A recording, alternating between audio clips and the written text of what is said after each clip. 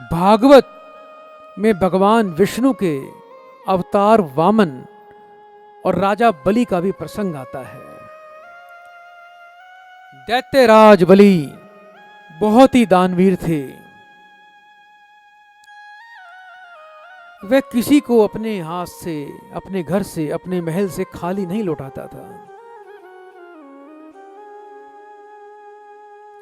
भगवान वामन ने राजा बलि से 3 पग जमीन मांगी। दानी बलि वामन देव को 3 पग भूमि देने के लिए राजी हो गया। दानी बलि, इसका नाम तो आपने सुना होगा कि एक राजा थे बलि, वो बहुत ही दानी थे। यह कथा है कि लक्ष्मी ने विष्णु जी को मांगा। भागवत में भगवान विष्णु के अवतार वामन और राजा बलि का प्रसंग आता है। दैत्यराज बलि अपनी दान वीरता के लिए प्रसिद्ध थे, जैसे कर्ण प्रसिद्ध था। वह किसी को भी खाली हाथ नहीं लौटाते थे। उसके महल पर, उसके द्वार पर जो आ गया, जो मांग लिया उसको मिल गया।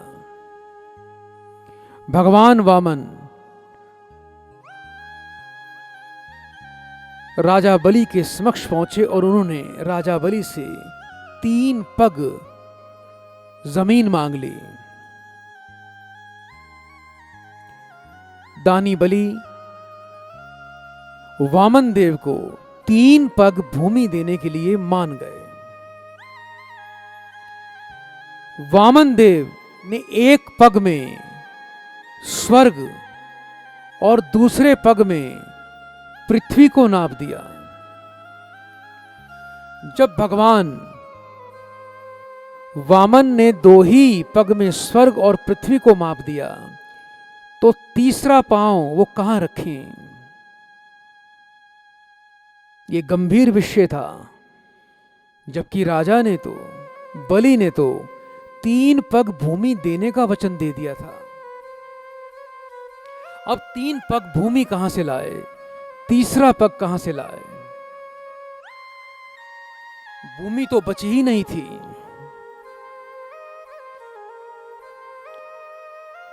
इस बात को लेकर बलि के सामने संकट उत्पन्न हो गया।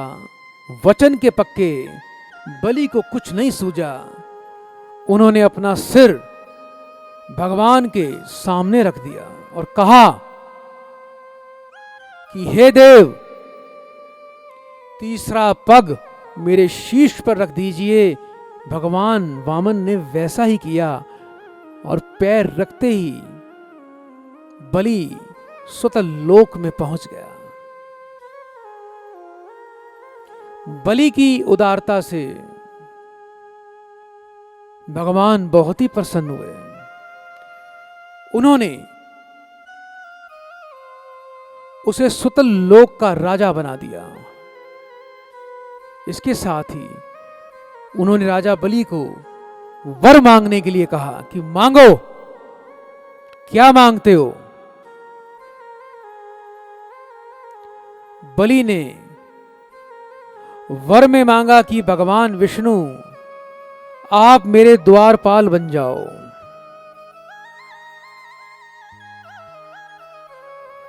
बहुत ही चतुर थे राजा बलि। उन्होंने भगवान को ही अपना द्वारपाल बना दिया।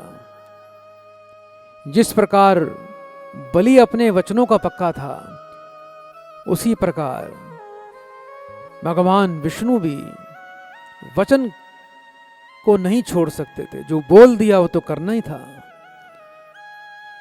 उन्होंने बलि को ये वर प्रदान कर दिया और वो बलि के द्वारपाल बनकर रहने लगे।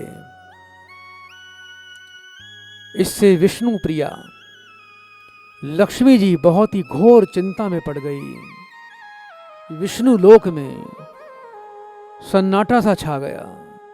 जब मालिक ही घर पर नहीं होंगे तो खुशी कैसे आएगी? विष्णु लोक से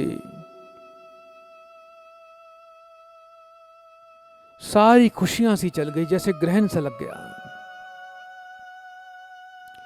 लक्ष्मी जी बहुत ही चिंतित थी, वो चिंता में पड़ गई। अगर स्वामी सुतल लोक में द्वारपाल बनकर रहेंगे तो वैकुंठ लोक का क्या होगा। देवी लक्ष्मी ऐसा विचार कर ही रही थी कि देव ऋषि नारद वहां पर आ गए। देव ऋषि को देख लक्ष्मी जी ने उन्हें अपनी सारी की सारी व्यथा सुना दी। नारद जी ने कहा कि आप राजा बलि को अपना भाई मान लीजिए।